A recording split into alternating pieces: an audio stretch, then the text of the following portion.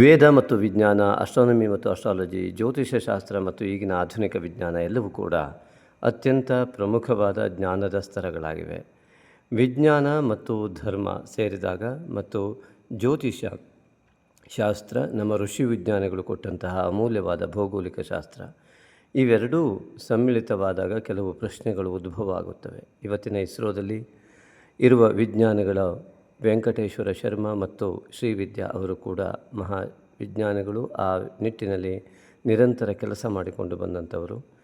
ಇವರ ಮತ್ತು ನಮ್ಮ ಸಮಾಗಮ ಉಂಟಾದಾಗ ಕೆಲವು ಪ್ರಶ್ನೆಗಳು ಉದ್ಭವಿಸಿದಾಗ ಕೇಳಿದ ಪ್ರಶ್ನೆಗಳಿಗೆ ಅವರು ಕೊಟ್ಟಂಥ ಉತ್ತರ ಅತ್ಯಂತ ಉತ್ತಮವಾಗಿದೆ. ಪ್ರತಿಯೊಬ್ಬರು ಕೇಳಿ ತಿಳಿದುಕೊಳ್ಳಲೇಬೇಕಾದಂತಹ ಯೋಗ್ಯವಾದಂತಹ ಒಂದು ಸಂದರ್ಶನ. ಖಂಡಿತವಾಗಿಯೂ ಎಲ್ಲರಿಗೂ ಶೇರ್ ಮಾಡಿ, ಹಾಗೆ ಇದನ್ನು ನೋಡಿ ನಮ್ಮ ಸನಾತನ ಧರ್ಮದ ಹೆಮ್ಮೆಯನ್ನು ಅರ್ಥ ಮಾಡಿಕೊಳ್ಳಿ. ನಾವು ಸನಾತನೀಯರು, ಇದಕ್ಕೆ ನಾವು ಭಾರತೀಯರು, ಇದಕ್ಕೆ ನಮಗೆ ತುಂಬ ಹೆಮ್ಮೆ. ಧನ್ಯವಾದಗಳು. ವಿಡಿಯೋವನ್ನು ಸಂಪೂರ್ಣವಾಗಿ ನೋಡಿ, ಲೈಕ್ ಮಾಡಿ, ಶೇರ್ ಮಾಡಿ. ಸಬ್ಸ್ಕ್ರೈಬ್ ಮಾಡದೇ ಇದ್ದರೆ ನಮ್ಮ ಚಾನಲನ್ನು ಖಂಡಿತವಾಗಿಯೂ ಸಬ್ಸ್ಕ್ರೈಬ್ ಮಾಡಿ. ನಮ್ಮ ಎಲ್ಲ ಅಮೂಲ್ಯವಾದ ವಿಡಿಯೋಗಳನ್ನು ಖಂಡಿತವಾಗಿಯೂ ನೀವು ಕೂಡ ವಾಚ್ ಮಾಡಿ. ಆ ಮೂಲಕವಾಗಿ ಎಲ್ಲರಿಗೂ ಕೂಡ ಸೆಂಡ್ ಮಾಡೋ ಮೂಲಕ ಅಂತಹ ಅಮೂಲ್ಯ ಮಾಹಿತಿಗಳನ್ನು ಎಲ್ಲರಿಗೂ ಕೂಡ ಲಭ್ಯವಾಗುವಂತೆ ಮಾಡಿ ಅಂಥೇಳಿ ತಮ್ಮಲ್ಲಿ ಆತ್ಮೀಯವಾಗಿ ವಿನಂತಿ ಮಾಡಿಕೊಳ್ತೇನೆ.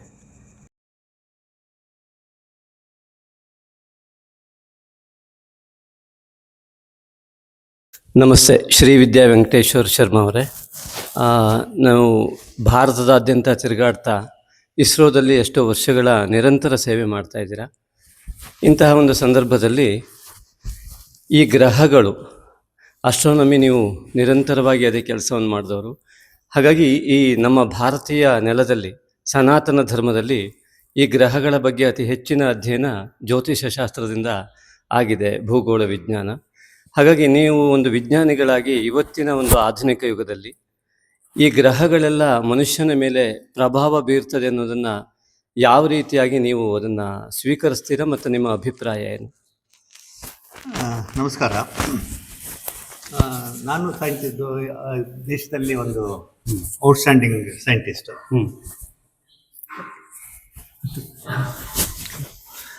ಒಂದು outstanding scientist, BE MTech PhD ಮತ್ತು ಒಂದು ರಾಕೆಟ್ ಸೈಂಟಿಸ್ಟ್. ನಾವು ಭಾಳ ಹೆಮ್ಮೆ.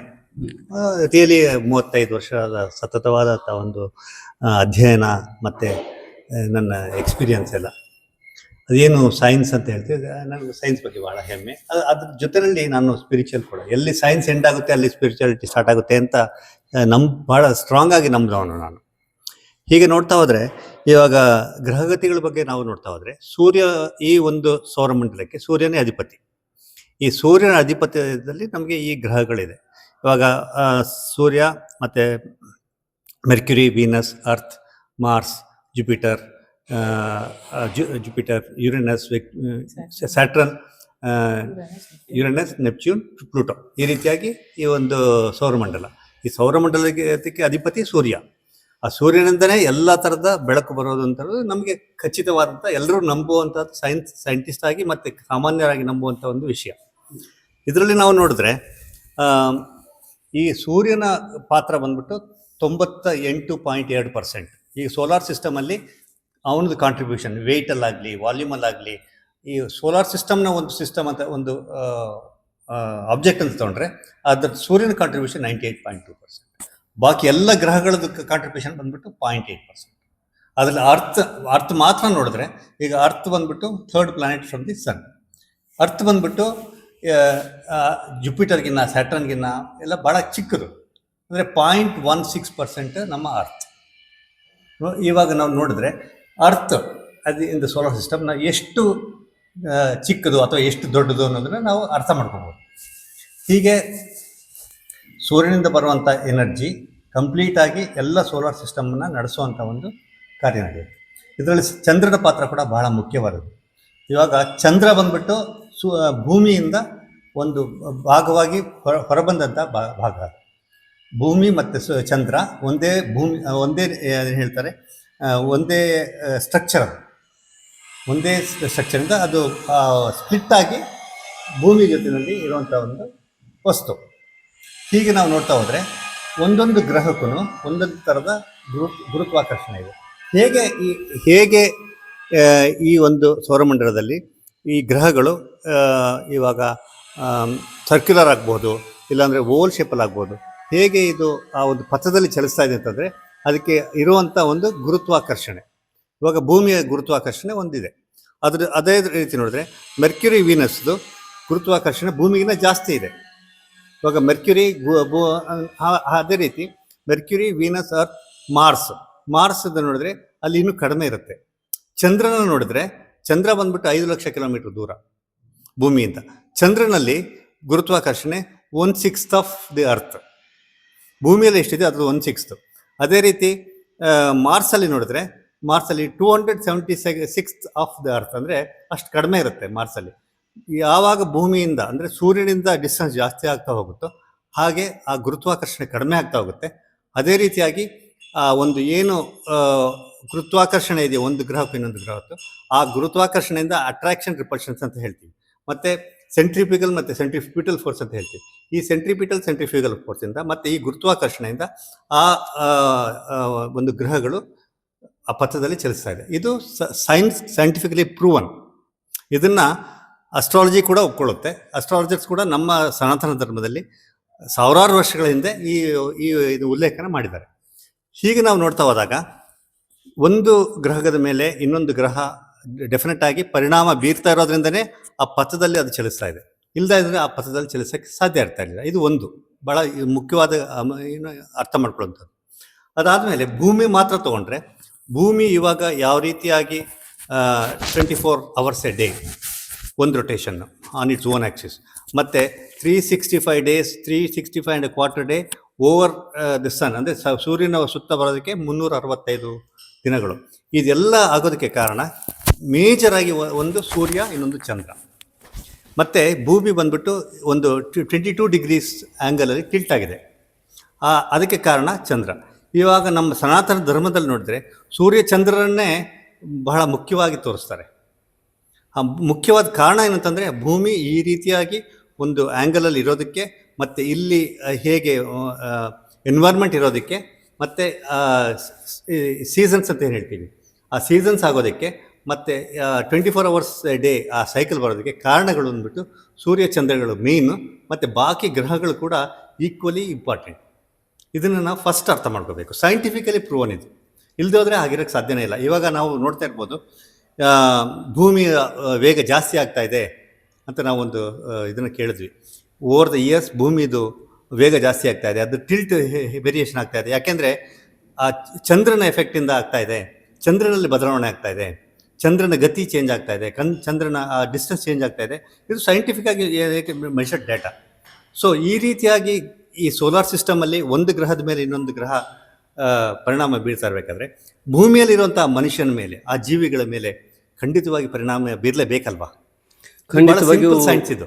ಇದರಲ್ಲಿ ನೀವು ಹೇಳುವ ಒಂದು ಆಧಾರವನ್ನು ನೋಡಿದಾಗ ಮನುಷ್ಯನ ದೇಹದ ಆರೋಗ್ಯದ ಮೇಲೆ ಬೀರ್ಬೋದು ಅನ್ನುವ ರೀತಿಯಲ್ಲಿ ಕಾಣ್ತದೆ.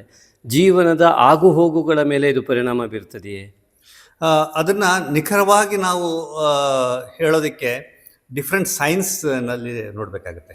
ಇವಾಗ ನಮ್ಮ ರೀತಿಯಲ್ಲಿ ನಾವು ಏನು ನೋಡ್ತೀವಿ, ಇವಾಗ ಫುಲ್ ಮೂನ್ ಡೇ ಮತ್ತು ನ್ಯೂ ಮೂನ್ ಡೇ ಅಂತ ಬರುತ್ತೆ, ಮತ್ತು ಅಮಾವಾಸ್ಯೆ, ಪೌರ್ಣಮಿ. ಆ ಟೈಮಲ್ಲಿ ಸಮುದ್ರದಲ್ಲಿ ವೇರಿಯೇಷನ್ ಇದೆಯಾ? ಇದು ಪ್ರೂವನ್ ಅಲ್ಲ. ಅಂದರೆ ಅದು ಫಿಸಿಕಲ್ ಆಗಿ ಸಮುದ್ರದಲ್ಲಿ ವೇರಿಯೇಷನ್ ತೋರಿಸ್ತಾ ಇದೆ. ಈ ಭೂಮಿಯಲ್ಲಿ 2/3 ಬಂದ್ಬಿಟ್ಟು ಸಮುದ್ರ, 1/3 ಬಂದು ಭೂಮಿ. ಈ 2/3 ಆಫ್ ದ ಏನು ಭೂಮಿ ಅಷ್ಟೊಂದು ವೇರಿಯೇಷನ್ ಕಾಣ್ತಾ ಇದೆ ಅಂತ ಹೇಳಿದ್ರೆ, ಅದರಲ್ಲಿ ಏನು ಅದರಲ್ಲಿ ಇರುವಂಥ ಜೀವರಾಶಿಗಳಿಗಾಗಲಿ, ಸಮುದ್ರದಲ್ಲಿ ಜೀವರಾಶಿ ಮತ್ತು ಭೂಮಿಯಲ್ಲಿ ಇರುವಂಥ ಜೀವರಾಶಿ ಮೇಲೆ ಅದು ಪರಿಣಾಮ ಬೀರಲೇಬೇಕಾಗುತ್ತೆ, ಬೀರುತ್ತೆ. ಅದನ್ನು ನಾವು ಪ್ರಾಕ್ಟಿಕಲಾಗಿ ಎಕ್ಸ್ಪೀರಿಯೆನ್ಸ್ ಮಾಡ್ಬೋದು. ಅದು ಸೈಂಟಿಫಿಕ್ಕಾಗಿ ಹೇಗೆ ಪ್ರೂವ್ ಮಾಡ್ಬೋದು ಅಂತ ನೋಡಿದ್ರೆ, ನಾವು ಅದೇನು ಫೋರ್ಸಸ್ ಚೇಂಜ್ ಆಗ್ತಾ ಇದೆ, ಈಗ ಮ್ಯಾಗ್ನೆಟಿಕ್ ಫೋರ್ಸಸ್ ಅಂತ ಹೇಳ್ತೀವಿ. ಇವಾಗ ಯಾವ ರೀತಿಯಾಗಿ ಈ ನ್ಯೂ ಮೂನ್ ಡೇ ಮತ್ತು ಫುಲ್ ಮೂನ್ ಡೇ ಅಂತ ಏನು ಹೇಳ್ತೀವಿ, ಆವಾಗ ಯಾವ ರೀತಿಯಾಗಿ ಚೇಂಜಸ್ ಆಗುತ್ತೆ ಭೂಮಿ ಮೇಲೆ magnetic lines of forces change ಬರುತ್ತೆ, ಕಾಣುತ್ತೆ. ನೀವು ಮೆಷರ್ ಮಾಡಿ, ಇದರ ಆಲ್ ಮೆಷರಬಲ್ ವ್ಯಾಲ್ಯೂಸ್ ಇದು. ಏನು ಮ್ಯಾಗ್ನೆಟಿಕ್ ಲೈನ್ಸ್ ಆಫ್ ಫೋರ್ಸ್ ಇದೆ, north to south, south to north, ಅದ್ರದ್ದು ವೇರಿಯೇಷನ್ಸ್ ಕಾಣುತ್ತೆ. ಮತ್ತು ಗ್ರಾವಿಟೇಷನಲ್ ಫೋರ್ಸಲ್ಲಿ ವೇರಿಯೇಷನ್ಸ್ ಕಾಣುತ್ತೆ. ಅಂದರೆ gravity is also not uniform throughout. Gravity variation ಇರುತ್ತೆ. ಅದರಲ್ಲಿ ನಾವು ಕಾನ್ಸ್ಟೆಂಟ್ ವ್ಯಾಲ್ಯೂ ಯಾಕೆ ತೊಗೊಳ್ತೀವಿ ಅಂತ ಹೇಳಿದ್ರೆ ಒಂದು ಕ್ಯಾಲ್ಕುಲೇಷನ್ಸ್ ಈಸಿ ಆಗಲಿ ಅಂತ. ಆ್ಯಕ್ಚುಯಲ್ ಆಗಿ ನೀವು ಪ್ರಾಕ್ಟಿಕಲಾಗಿ ಚೆಕ್ ಮಾಡ್ತಾ ಹೋದರೆ ಒಂದೊಂದು ಝೋನ್ಗೂ ಈ ಗ್ರಾವಿಟೇಷನಲ್ ಫೋರ್ಸಸ್ಸು ಮತ್ತು ಅದರದ್ದು ಮ್ಯಾಗ್ನೆಟಿಕ್ ಫೋರ್ಸಸ್ ಚೇಂಜ್ ಆಗ್ತಾ ಹೋಗುತ್ತೆ. ಇದನ್ನು ವೇರಿಯೇಷನ್ ಕೂಡ ನಾವು ವಿತ್ ಸನ್ ಮೂನ್ ಆ್ಯಂಗಲ್ ವೇರಿಯೇಷನ್ನು ಮತ್ತು rotation of the earth over its axis 24 ಅವರ್ಸಲ್ಲಿ ವೇರಿಯೇಷನ್ ಕಾಣ್ಬೋದು. ಮತ್ತು 365 ಡೇಸಲ್ಲಿ ಕೂಡ ನಾವು ಕಾಣ್ಬೋದು. ಇನ್ನೊಂದು ಭಾಳ ಇಂಪಾರ್ಟೆಂಟಾಗಿ ನಾವು ಗಮನಿಸಬೇಕಾಗಿದೆ ಅಂತ ಹೇಳಿದ್ರೆ, ಈ 365 ದಿನದಲ್ಲಿ ನಮಗೆ 4 ಋತುಗಳು ಬರುತ್ತೆ. ಸೀಸನ್ಸ್ ಅಂತ ಹೇಳ್ತೀವಿ. Rainy season, summer season, winter season ಅಂತ ಬರ್ತೀವಿ. ಆ ಸೀಸನ್ಸ್ ಕೂಡ ಚೇಂಜಸ್ ಅಲ್ವಾ? ಆ ಚೇಂಜಸ್ ಬಂದಾಗಲೇ ಆ ರೀತಿಯಾಗಿ ಆ ಒಂದು ಜೀವಿಗಳು ರಿಯಾಕ್ಟ್ ಮಾಡುತ್ತೆ. ಅದೇ ರೀತಿಯಾಗಿ ನೀವು ನೋಡಿದ್ರೆ ಭಾಳ ಒಂದು ಎಕ್ಸಾಂಪಲ್ ಕೊಡಬೇಕಂದ್ರೆ, ಈಗ ಡಿಸಾಸ್ಟರ್ಸ್ ಆಗುತ್ತೆ. ಇವಾಗ ನಾರ್ತ್ ಈಸ್ಟಲ್ಲಿ ಡಿಸಾಸ್ಟರ್ ಆಯಿತು. ಆ ಟೈಮಲ್ಲಿ ಅಲ್ಲಿರೋ ಪ್ರಾಣಿಗಳೆಲ್ಲ ನೋಡಿದ್ರೆ ಪ್ರಾಣಿಗಳೆಲ್ಲ ಓಡೋಗ್ಬಿಟ್ಟಿತ್ತು. ಆದರೆ ಅದರದ್ದು ಮುನ್ಸೂಚನೆಗಳು ಅದು ಸಿಗ್ತಾ ಇತ್ತು. ಅಂದರೆ ಅದರದ್ದು ಸೆನ್ಸಿಟಿವಿಟಿ ಇತ್ತು. ಆ ಸೆನ್ಸಿಟಿವಿಟಿ ಬರಬೇಕು. ಇವಾಗ ಯಾವುದೇ ಡಿಸಾಸ್ಟರ್ ನೀವು ನೋಡಿದ್ರೆ ಅದ್ರಲ್ಲಿ ಜಾಸ್ತಿ ಅಫೆಕ್ಟ್ ಆಗುವಂಥದ್ದು ಮನುಷ್ಯರು, ಅದರದ್ದು ಸೆನ್ಸಿಟಿವಿಟಿ ಇಲ್ಲದೆ ಇರೋರು. ಆ ಸೆನ್ಸಿಟಿವ್ ಇರುವಂಥ ಪ್ರಾಣಿಗಳು ಮೊದಲೇ ಓಡೋಗಿರುತ್ತೆ. ಅವರು ಮತ್ತು ಮೊದಲೇ ಸೂಚನೆಗಳನ್ನು ಕೊಡುತ್ತೆ. ಅದನ್ನು ಆ್ಯಕ್ಚುಲ್ ಆಗಿ ಅದನ್ನು ತುಂಬ ಡೀಪಾಗಿ ಸ್ಟಡಿ ಮಾಡಬೇಕು. ನಮ್ಮಲ್ಲಿ ಆ ಸ್ಟಡಿ ಇನ್ನೂ ಆಗಿಲ್ಲ. ಅದನ್ನು ಇವಾಗ ಪ್ರಾಣಿಗಳು ಹೇಗೆ ರಿಯಾಕ್ಟ್ ಮಾಡ್ತಾ ಇದ್ದಾರೆ, ಮಾಡ್ತಾ ಇಲ್ಲ ಅಂತಲ್ಲ. ಅದನ್ನು ಭಾಳ ಸೈಂಟಿಫಿಕ್ ಆಗಿ ಈಗ ಅಲ್ಲಿರುವಂಥ ಫಸ್ಟ್ ಆಫ್ ಆಲ್ ಈ ಮನೆಯಲ್ಲಿ ಬೆಳೆಸುವಂಥದ್ದು ಪ್ರಾಣಿಗಳು, ಇನ್ನು ನಾಯಿ ಆಗಲಿ ಬೆಕ್ಕಾಗಲಿ ಆ ಪ್ರಾಣಿಗಳು, ಮತ್ತು ಹಕ್ಕಿಗಳು ಹೇಗೆ ರಿಯಾಕ್ಟ್ ಮಾಡುತ್ತೆ, ಮತ್ತು ಹೇಗೆ ವಾತಾವರಣದಲ್ಲಿ ಚೇಂಜಸ್ ಬರುತ್ತೆ, ಮತ್ತು ವಿಂಡ್ ಡೈರೆಕ್ಷನ್ಸ್ ಹೇಗೆ ಚೇಂಜ್ ಆಗುತ್ತೆ, ಇದೆಲ್ಲನೂ ಸ್ಟಡಿ ಮಾಡ್ತಾ ಹೋದರೆ ಡೆಫಿನೆಟ್ಟಾಗಿ ಮನುಷ್ಯನ ಮೇಲೆ ಮತ್ತು ಮನುಷ್ಯನ ಆಗುಹೋಗುಗಳ ಮೇಲೆ ಪರಿಣಾಮ ಡೆಫಿನೆಟಾಗಿ ಬೀರ್ತಾ ಇದೆ. ಅದ್ರದ್ದು ಎಕ್ಸ್ಪೀರಿಯನ್ಸ್ ನಮ್ಗೆ ಆಗ್ತಾ ಇದೆ. ಅದ್ರದ್ದು ಸೈಂಟಿಫಿಕ್ ಪ್ರೂಫ್ನ ನಾವು ಕಂಡುಹಿಡ್ಕೊಳ್ಬೇಕಾಗುತ್ತೆ. ಇನ್ನು ಸ್ಟಡೀಸ್ ಆಗಬೇಕು. ಡೆಫಿನೆಟಾಗಿ ಫೀಲಿಂಗ್ ಇದೆ, ಅದು ಸೈಂಟಿಫಿಕ್ ಪ್ರೂಫ್ಸ್ ಮಾಡಬೇಕಾಗುತ್ತೆ. ಇದನ್ನು ಆಧಾರವಾಗಿ ಇಟ್ಟುಕೊಂಡೇ ನಮ್ಮ ಋಷಿಮುನಿಗಳು ಅತಿ ಹೆಚ್ಚಿನ ರೀತಿಯಲ್ಲಿ ಜ್ಯೋತಿಷ್ಯ ಶಾಸ್ತ್ರದಲ್ಲಿ ಪ್ರತಿಯೊಂದು ವ್ಯಕ್ತಿಯ ದೇಹದಲ್ಲಿ ಮತ್ತು ಯಾವ ಸಮಯದಲ್ಲಿ ಯಾವ ಬದಲಾವಣೆ ಮತ್ತು ಜೀವನದ ಆಗುಹೋಗುಗಳ ಮೇಲೆ ಯಾವ ರೀತಿಯಾದ ಪರಿಣಾಮ ಒಂದೊಂದು ವ್ಯಕ್ತಿಗೂ ಭಿನ್ನವಾಗಿ ಆಗ್ತದೆ ಅನ್ನೋದನ್ನು ಅತ್ಯಂತ ನಿಖರವಾಗಿ ಲೆಕ್ಕ ಹಾಕಿದ್ರು ಅಂತ ನಾವು ಹೇಳ್ತೇವೆ. ನನಗೆ ಇನ್ನೊಂದೆರಡು ಸಂದೇಹ ಇರುವಂಥದ್ದೇನು ಅಂತಂದರೆ, ಒಂದು ಪಾಸ್ ಕೊಡಿ. ಇದು ಬಹಳ ಇಂಪಾರ್ಟೆಂಟ್ ಆದ ಮತ್ತು ಬಹಳ ಡೀಪ್ ಆಗಿರುವಂಥ ಒಂದು ಕ್ವಶನ್ ಇದು. ಈಗ ಒಂದು ಮನುಷ್ಯನನ್ನು ನೀವು ತೊಗೊಂಡ್ರೆ, ಈ ಮನುಷ್ಯ ಏನು, ಈ ಒಂದು ಪ್ರಕೃತಿಯಲ್ಲಿ ಆ ಮನುಷ್ಯನ ಪಾತ್ರ ಏನು ಅಂತ ನೋಡ್ತಾ ಹೋದರೆ, ಈ ಮನುಷ್ಯನಲ್ಲಿ ಏನೇನಿದೆ ಅದು ಕಂಪ್ಲೀಟಾಗಿ ಪ್ರಕೃತಿನಲ್ಲಿದೆ. ಪ್ರಕೃತಿಯ ಒಂದು ಪ್ರತಿಬಿಂಬ ಅಂತಲೇ ಹೇಳ್ಬೋದು. ಇಲ್ಲಾಂದರೆ ಮ್ಯಾಕ್ರೋಸ್ಕೇಲ್ ಮೈಕ್ರೋಸ್ಕೇಲ್ ಅಂತ ಹೇಳ್ತೀವಿ. ಮ್ಯಾಕ್ರೋಸ್ಕೇಲಲ್ಲಿ ಏನಿದೆ ಅದೆಲ್ಲ ಸಂಪೂರ್ಣವಾಗಿ ಈ ದೇಹದಲ್ಲಿದೆ. ಇದನ್ನೇ ಬ್ರಹ್ಮಾಂಡ ಮತ್ತು ಪಿಂಡಾಂಡ ಎರಡು ಒಂದೇ ಅಂತ ಹೇಳಿರುವುದು. ಇದು ಹಾಗಾಗಿ ಸೈಂಟಿಫಿಕ್ ಆಗಿ ನಾವು ಕೂಡ ಇದನ್ನ ನಾವು ಒಪ್ಕೊಳ್ಬೇಕಾಗುತ್ತೆ ಮತ್ತು ಅಂಡರ್ಸ್ಟ್ಯಾಂಡ್ ಮಾಡ್ಕೋಬೇಕಾಗುತ್ತೆ. ಇವಾಗ ಏನಿಲ್ಲ, ಒಂದು ಪಂಚ ಇಂದ್ರಿಯಗಳಲ್ಲಿ ಅದರದ್ದು ಸೆನ್ಸಸ್ ಏನಿದೆ ಮತ್ತು ನಮ್ಮ ನೇಚರಲ್ಲಿ ಯಾವ ರೀತಿ ಸೆನ್ಸಸ್ ಇದೆ ಅದನ್ನು ನೋಡಿದ್ರೆ ಮ್ಯಾಚ್ ಆಗೇ ಆಗುತ್ತೆ. ಮತ್ತು ಇವಾಗ ಭೂಮಿ, ಗಾಳಿ, ಪೃಥ್ವಿ, ತೇಜೋ, ವಾಯುರಾಕಾಶ, ಪಂಚಭೂತಗಳು. ಈಗ ನಾವೆಲ್ಲ ಪೂಜೆಯನ್ನು ಪಂಚಭೂತಗಳದ್ದೇ ಮಾಡುವಂಥದ್ದು. ಪಂಚಭೂತಗಳು ಬಾಡಿನಲ್ಲಿ ಅಡಗಿಲ್ವಾ? ಪಂಚಭೂತಗಳು ಬಾಡಿನ ಅಡಗೆ ಇದೆ. ಅದಕ್ಕೆ ನಾವೇನು ಹೇಳ್ತೀವಿ ಅಂದರೆ ಪಂಚಭೂತಗಳಿಗೆ ಪಂಚ ಪ್ರಾಣಗಳಿದೆ ಅಂತ. ಈಗ ನಿಮ್ಮ ವಿಜ್ಞಾನ ಎನ್ನುವಂಥದ್ದು, ಈ ಆಧುನಿಕ ವಿಜ್ಞಾನ, ಉದಾಹರಣೆಗೆ ನೀರು, ಅದಕ್ಕೆ ಜೀವ ಇದೆ ಅಂತ ಹೇಳ್ತದೆಯೋ ಅಥವಾ ಇಲ್ಲವೋ ಅನ್ನೋದು ನನಗೆ ಕ್ವಶನ್ ಇದೆ. ಇದು ನೋಡಿ, ಇದರಲ್ಲಿ ಈ ಭೂಮಿಯಲ್ಲಿ ಈ ಪ್ರಕೃತಿಯಲ್ಲಿ ಏನೇನಿದೆಯೋ ಎಲ್ಲದಕ್ಕೂ ಜೀವ ಇದೆ ಅಂತಾನೆ. ಯಾವುದು ಜೀವ ಅಂದ್ರೆ ಇದು ವಿಜ್ಞಾನ ಪ್ರೂವ್ ಮಾಡಿದೆಯೋ ಅಥವಾ ನಾನು ಅದನ್ನು ಕೇಳ್ತಾ ಇದ್ದೀನಿ. ಯಾಕಂದ್ರೆ ಇವತ್ತಿನ ಜನತೆಗೆ ಅದರ ಅರಿವಿನ ಕೊರತೆ ಇದೆ, ಹಾಗಾಗಿ ನಾನು ಕೇಳ್ತಾ ಈಗ ವಿಜ್ಞಾನ ಏನ್ ಹೇಳುತ್ತೆ ಅಂತ ನೋಡೋಣ, ಆಮೇಲೆ ನಾವು ಜೀವಕ್ಕೆ ಬರೋಣ. ಇವಾಗ ವಿಜ್ಞಾನ ಏನ್ ಹೇಳುತ್ತೆ, ಒಂದೊಂದು ಪಾರ್ಟಿಕಲ್ ಎಲೆಕ್ಟ್ರಾನ್, ಪ್ರೋಟಾನ್, ನ್ಯೂಟ್ರಾನ್ ಇದೆ ಹೇಳ್ತಲ್ವಾ? ಹೌದು. ಇವಾಗ ಅದು depending upon the electron, proton, neutron, ಅದರದ್ದು ಕಾನ್ಫಿಗರೇಷನ್, ಅದನ್ನ ಕೆಲವು ಕಂಡಕ್ಟಿವ್, ಕೆಲವು ಇನ್ಸುಲೇಟಿವ್, ಕೆಲವು ಸೆಮಿ ಕಂಡಕ್ಟಿವ್ ಅಂತ ಹೇಳ್ತೀವಿ, ಮೆಟೀರಿಯಲ್. ಅದೇ ರೀತಿ ಜೀವಕೋಶಗಳಲ್ಲಿ ಎಲ್ಲ ಜೀವಕೋಶದಲ್ಲೂ ಎಲೆಕ್ಟ್ರಾನ್, ಪ್ರೋಟಾನ್ ಇದೆ, ಒಂದು ನ್ಯೂಕ್ಲಿಯಸ್ ಇದೆ, ಅದರಲ್ಲಿ ಮೂವ್ ಆಗುತ್ತೆ ಅಂತ ಐತಲ್ವಾ? ನಮ್ಮ ಬಾಡಿನಲ್ಲಿ 1 ಟ್ರಿಲಿಯನ್ ಸೆಲ್ಸ್ ಇದೆ ಅಂತ ನಾವು ಒಪ್ಕೊಂಡಿದ್ದೀವಲ್ಲ. ಹೌದು. ಒಂದೊಂದು ಸೆಲ್ಲಲ್ಲೂ ಎಲೆಕ್ಟ್ರಾನ್, ಪ್ರೋಟಾನ್ ಇದೆ ಅಂತ ಒಪ್ಕೊಂಡಿದ್ದೀವಲ್ಲ, ಅದೆಲ್ಲ ಬಾಂಡಿಂಗ್ ಆಗಿದೆ ಅಂತ ಒಪ್ಕೊಂಡಿದ್ದೀವಲ್ಲ. ಅಂದರೆ ಅದೇ ರೀತಿಯಾಗಿ ಒಂದು ಕಲ್ಲು ತಗೊಳ್ಳಿ, ನೀವು ಯಾವುದೇ ಒಂದು ವಸ್ತು ತಗೊಳ್ಳಿ, ಆ ಯಾವುದೇ ವಸ್ತು ತಗೊಂಡ್ರು ಅದರಲ್ಲೂ ಕೂಡ ಎಲೆಕ್ಟ್ರಾನ್ ಪ್ರೋಟಾನ್ ಇದೆ, ಅದರಲ್ಲೂ ಕೂಡ ಮೂವ್ಮೆಂಟ್ ಇದೆ. ಅದೆಲ್ಲನೂ ಒಂದು ಎನರ್ಜಿನಲ್ಲಿ ಇದೆ ಅಂತ ಹೇಳ್ಬಿಟ್ಟು ಸೈನ್ಸೇ ಹೇಳುತ್ತೆ. ಇದು ಸೈಂಟಿಫಿಕ್ ವರ್ಡ್ ಇದು. ಹಾಗೆ ನೋಡಿದ್ರೆ ಎಲ್ಲದರಲ್ಲೂ ಜೀವಕಣಗಳಿವೆ, ಎಲ್ಲದರಲ್ಲೂ ಆ ಒಂದು ಏನು ಎನರ್ಜಿ ಇದೆ, ಎನರ್ಜಿ ಇರಲೇಬೇಕು. ಇಲ್ಲದೆ ಹೋದರೆ ಯಾವುದೇ ವಸ್ತು ಇರ್ಲಿಕ್ಕೆ ಸಾಧ್ಯನೇ ಇಲ್ಲ. ಇವಾಗ ಒಂದು ಕಲ್ಲಾಗಿರೋಕ್ಕೆ ಸಾಧ್ಯ ಇಲ್ಲ, ಪುಡಿಯಾಗಿ ಇದಾಗಬೇಕಾಗಿಲ್ಲ. ಆ ಎನರ್ಜಿ ಇದ್ರೆ ಬೈಂಡ್ ಆಗೋದು. ಅದೇ ರೀತಿಯಾಗಿ ಎಲ್ಲ ಅಬ್ಜೆಕ್ಟ್ ಅದೇ ರೀತಿ ಆಗ್ತಾ ಹೋಗುತ್ತೆ. ಅದರದ್ದು ಎಕ್ಸ್ಟೆನ್ಷನ್ ನೀವು ತಗೊಳ್ತಾ ಹೋದರೆ, ಇವಾಗ ನಿಮ್ಮ ಸ್ಪೆಸಿಫಿಕ್ ಕ್ವಶನಿಗೆ ನಾವು ಬಂದರೆ, ಎಲ್ಲ ಜೀವಕಣದಲ್ಲೂ ಎನರ್ಜಿ ಇದೆ, ಎಲ್ಲ ಜೀವಕಣ ಎಲೆಕ್ಟ್ರಾನ್ ಪ್ರೋಟಾನ್ ಇದೆ. ಅದು ಸೈನ್ಸ್ ಕೊಡುತ್ತೆ. ಎಲ್ಲ ಜೀವಕಣಗಳು sound waves also are important ಅಂತ ಇದೆ. ಇವಾಗ ಯಾವುದೇ ಒಂದು ವಸ್ತು ಆಗಲಿ ಅದರಲ್ಲೊಂದು ಅದಕ್ಕೆ ನ್ಯಾಚುರಲ್ ಫ್ರೀಕ್ವೆನ್ಸಿ ಆಫ್ ವೈಬ್ರೇಷನ್ ಇರುತ್ತೆ. ಹೌದಾ? ಯಾವುದೇ ಒಂದು ವಸ್ತು ತೊಗೊಳ್ಳಿ, ನ್ಯಾಚುರಲ್ ಫ್ರೀಕ್ವೆನ್ಸಿ ಆಫ್ ವೈಬ್ರೇಷನ್ ಅಂತ ಹೇಳಿ. ಫಾರ್ ಎಕ್ಸಾಂಪಲ್, ಯಾವುದೊಂದು ಬ್ರಿಡ್ಜ್ ಕಟ್ಟಿದ್ದಾರೆ, ಆ ಬ್ರಿಡ್ಜನ್ನು ಕೆಡುವುದಕ್ಕೆ ತುಂಬ ಏನು ನಾವು ಶ್ರಮ ಪಡಬೇಕಾಗಿಲ್ಲ. ಒಂದು ಸೌಂಡ್ ವೇವ್ನ ಕ್ರಿಯೇಟ್ ಮಾಡಿ ಆ ಬ್ರಿಡ್ಜಲ್ಲಿ ಕೊಟ್ಟರೆ, ಇದನ್ನು ಸರ್ ಎಂ ವಿಶ್ವೇಶ್ವರಯ್ಯ ಅವರು ಕೂಡ ಪ್ರೂವ್ ಮಾಡಿದರು. ಒಂದು ಬ್ರಿಡ್ಜ್ ಮೇಲೆ ಒಂದು ಟ್ರೈನ್ ಹೋಗ್ಬೇಕಾದ್ರೆ ಒಂದು ನಿಲ್ಲಿಸಿ ಹೇಳಿದ್ರು, ಇಲ್ಲ ಇದು ಬ್ರಿಡ್ಜ್ ಮೇಲೆ ಟ್ರೈನ್ ಕಳಿಸ್ಬೇಡಿ, ಈಗ ಹೋದರೆ ಈ ನ್ಯಾಚುರಲ್ ಫ್ರೀಕ್ವೆನ್ಸಿ ಟ್ರೈನ್ಗೂ ಇದು ಮ್ಯಾಚ್ ಆಗ್ತಾ ಇದೆ, ಬಿದ್ದೋಗುತ್ತೆ ಅಂತ ಹೇಳಿದ್ರು. ಅಂದರೆ ಆ ನ್ಯಾಚುರಲ್ ಫ್ರೀಕ್ವೆನ್ಸಿ ಆಫ್ ವೈಬ್ರೇಷನ್ ಅನ್ನೋದು ಇದೊಂದು ಪ್ರೂಫ್. ಎಲ್ಲದಕ್ಕೂ ನ್ಯಾಚುರಲ್ ಫ್ರೀಕ್ವೆನ್ಸಿ ಆಫ್ ವೈಬ್ರೇಷನ್ ಇದೆ. ಆ ನ್ಯಾಚುರಲ್ ಫ್ರೀಕ್ವೆನ್ಸಿ ಆಫ್ ವೈಬ್ರೇಷನಲ್ಲಿ ವೈಬ್ರೇಟ್ ಆಗ್ತಾ ಇರೋವಂಥ ಎಲ್ಲ ವಸ್ತುಗಳು ಕೂಡ ಆ ಒಂದು ಮತ್ತು ಎನರ್ಜಿ ಮತ್ತು ಸೌಂಡಿಗೆ ಕಟ್ಟುಬಿಡುತ್ತೆ. ಹಾಂ, ನನಗೆ ಇನ್ನೂ ಒಂದು ಪ್ರಶ್ನೆ ಇದೆ. ಈ ಎಲೆಕ್ಟ್ರಾನ್, ಪ್ರೋಟಾನ್, ನ್ಯೂಟ್ರಾನಿಂದ ಹಿಡಿದು ನಮ್ಮ ಅಣು, ರಣೀಯಾನ್, ಮಹತೋ, ಮಹೀಯಾನ್, ಆತ್ಮ, ಗುಹಾಯಾಮ್, ನೀತೋಸ್ಯ ಜಂತೋ ಅಂತೇಳಿ ಮಹಾನಾರಾಯಣ ಉಪನಿಷತ್ತಲ್ಲಿ ಬರುತ್ತೆ. ಅಣುವಿನಿಂದ ಅಣುವಿನಲ್ಲಿ ಮತ್ತು ಮಹತ್ತಿನ ಮಹತ್ತಿನಲ್ಲಿ ಈ ಪರಮಾತ್ಮ ಎನ್ನುವನು ಆ ದೇಹದ ಗುಹೆ ಒಳಗೆ ಸೇರಿಕೊಂಡಿದ್ದಾನೆ ಅನ್ನುವಂಥ ಒಂದು ವಾಕ್ಯ ಬರ್ತದೆ. ಇದರ ಅರ್ಥದ ಮೇಲೆ ಈ ಒಂದು ಅಣುವಿನಲ್ಲೂ ಎಲೆಕ್ಟ್ರಾನ್, ಪ್ರೋಟಾನ್, ನ್ಯೂಟ್ರಾನ್ ಅದನ್ನು ಬ್ರಹ್ಮ, ವಿಷ್ಣು, ಮಹೇಶ್ವರ ಅಂತ ಕರೆದರು. ಈ ಅಕಾರ, ಉಕಾರ, ಮಕಾರ, ಅಕಾರ, ಉಕಾರ, ಮಕಾರ ಇತಿ ಎಂಬುದಾಗಿ ಇದನ್ನು ಅಕಾರ ಬ್ರಹ್ಮ ಎಂಬುದಾಗಿ ಹೇಳ್ತಾ ಬಂದರು. ಅಕಾರ, ಉಕಾರ, ಮಕಾರಗಳು ಸೇರಿದಾಗ ಒಂದು ಓಂಕಾರ, ಸೃಷ್ಟಿ, ಸ್ಥಿತಿ, ಲಯಗಳು ಸೇರಿದಾಗ ವಿಶ್ವ. ಹಾಗೆಯೇ ಬ್ರಹ್ಮ, ವಿಷ್ಣು, ಮಹೇಶ್ವರರು ಸೇರಿದರೆ ಅದು ಪರಮಾತ್ಮ ಅಂತ. ಈ ರೀತಿಯಾದ ಒಂದು ಹಿನ್ನೆಲೆಯಲ್ಲಿ ನಮ್ಮ ಸನಾತನ ಧರ್ಮ ಹೊರಟು ಬರ್ತದೆ. ಇಲ್ಲಿ ಈ ಒಂದು ಎಲೆಕ್ಟ್ರಾನ್, ಪ್ರೋಟಾನ್, ನ್ಯೂಟ್ರಾನ್ ಇರ್ಬೋದು, ಭೂಮಿಯ ಒಂದು ಪಥ ಇರ್ಬೋದು, ಅದನ್ನು ಪಾತ್ ಅಂತ ಕರಿತೀರಿ. ಅದೇ ರೀತಿಯಾಗಿ ಗುರುಗ್ರಹದಿರ್ಬೋದು, ಎಲ್ಲವೂ ಕೂಡ ಆ ದೀರ್ಘ ವೃತ್ತಾಕಾರ ಓವೆಲ್ ಶೇಪಲ್ಲೇ ತಿರುಗೋದಕ್ಕೆ ಮುಖ್ಯವಾದ ಕಾರಣ ಏನಾದರೂ ಇದೆಯಾ? ಡೆಫಿನೆಟ್ ಆಗಿ ಈ ವೃತ್ತಾಕಾರದಲ್ಲಿ ಈ ಒಂದು ಏನು ಆರ್ಬಿಟ್ಸ್ ಅಂತ ಹೇಳ್ತೀವಿ, ಆರ್ಬಿಟ್ ಅಂತ ತಗೋಣ. ಆರ್ಬಿಟ್ ಕೆಲವು ಟೈಮ್ ಸರ್ಕ್ಯುಲರ್ ಆಗ್ಬೋದು, ಕೆಲವು ಟೈಮ್ ಓವಲ್ ಆಗ್ಬೋದು. ಈ ಆಕಾರದಲ್ಲಿ ತಿರುಗೋದಕ್ಕೆ ಕಾರಣನೇ ಆ ಒಂದೊಂದು ಗ್ರಹಗಳಿಗೆ ಇರುವಂಥ ಅಟ್ರಾಕ್ಷನ್, ರಿಪಲ್ಷನ್, ಸೆಂಟ್ರಿಫಿಕಲ್ ಫೋರ್ಸ್ ಅಂತ ಹೇಳ್ತೀವಿ. ಈಗ ಭೂಮಿ ಇವಾಗ ಪಕ್ಕದ ಮಾರ್ಸನ್ನು ಅಟ್ರಾಕ್ಟ್ ಮಾಡ್ತಾ ಇರುತ್ತೆ ಮತ್ತು ರಿಪೆಲ್ಲು ಮಾಡ್ತಾ ಇರುತ್ತೆ. ಅದೇ ರೀತಿಯಾಗಿ ಇವಾಗ ಅರ್ತ್ ಬಂದ್ಬಿಟ್ಟು ಕೆಳಗಡೆ ಇರೋ ವೀನಸ್, ಮರ್ಕ್ಯೂರಿ ಮತ್ತು ವೀನಸ್ ಅಟ್ರಾಕ್ಟ್ ಮಾಡ್ತಾ ಇರ್ತಾರೆ, ರಿಪಲ್ಷನ್ ಮಾಡ್ತಾ ಇರುತ್ತೆ. ಮತ್ತು ಅಟ್ರಾಕ್ಷನ್, ರಿಪಲ್ಷನ್ ಅನ್ನೋದು ಬಂದ್ಬಿಟ್ಟು ಒಂದೊಂದು ಪೊಸಿಷನಲ್ಲಿ ಇವಾಗ ಎಲ್ಲ ಒಂದೇ ಸ್ಪೀಡಲ್ಲಿ ಇಲ್ಲ.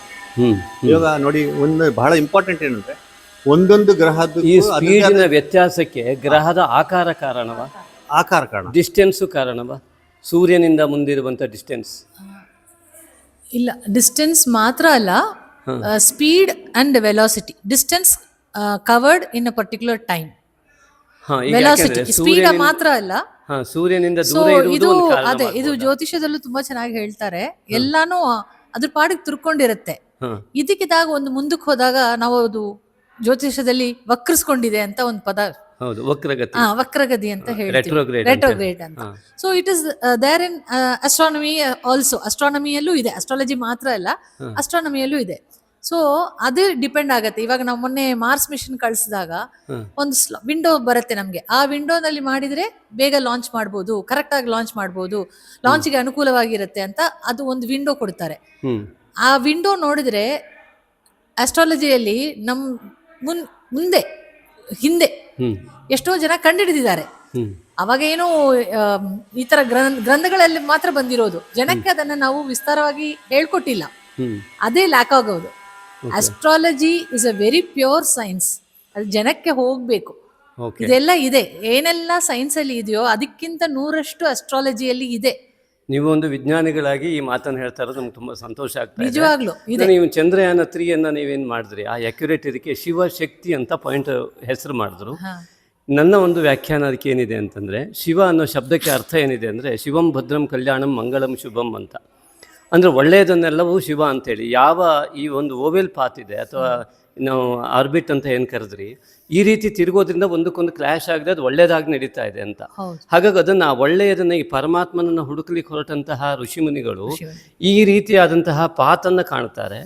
ಈ ಪಾತನ್ನು ಆರ್ಬಿಟನ್ನು ನೋಡಿಬಿಟ್ಟು ಇದೇ ಆಕಾರ, ಲಿಂಗ ಅಂದರೆ ಆಕಾರ, ಶಿವ ಅಂದರೆ ಒಳ್ಳೆಯದು ಅಂತ ಶಿವಲಿಂಗ ಅಂತ ಹೆಸರಿಟ್ಟಿದ್ದಾರೆ.